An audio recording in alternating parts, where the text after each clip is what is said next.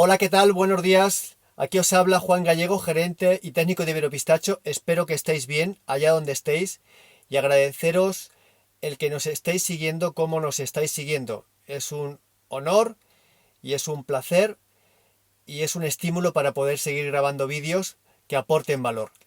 Las imágenes que vais a ver después son imágenes correspondientes al pase de un intercepas hidráulico. Es un intercepas que tiene una anchura de 7 metros, va labrando en dos líneas, es una plantación joven, la nuestra, la de Iberopistacho, está, digamos, soportado o remolcado, por decirlo de alguna manera, por un tractor de 140 caballos y la labor es extraordinaria, vale más una imagen que 1000 palabras, dice el dicho, y lo vais a ver en unos minutos.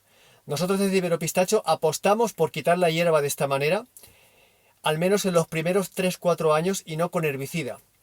¿Por qué no apostamos por el herbicida en los primeros años?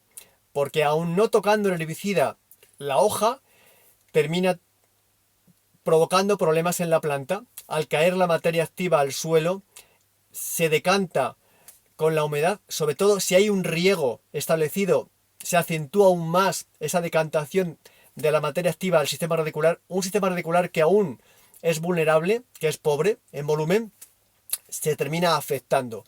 Unos herbicidas más, otros herbicidas menos, pero todos son tóxicos, sin lugar a dudas, y en eso estamos de acuerdo todos.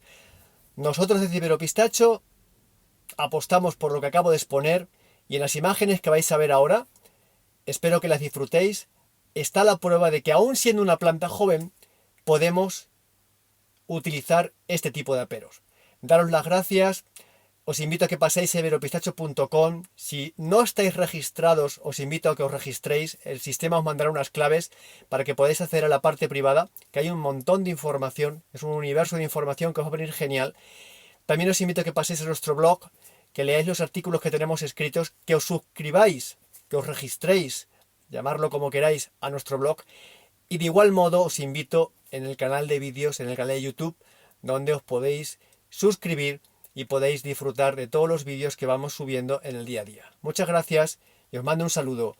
Pasadlo pistacho.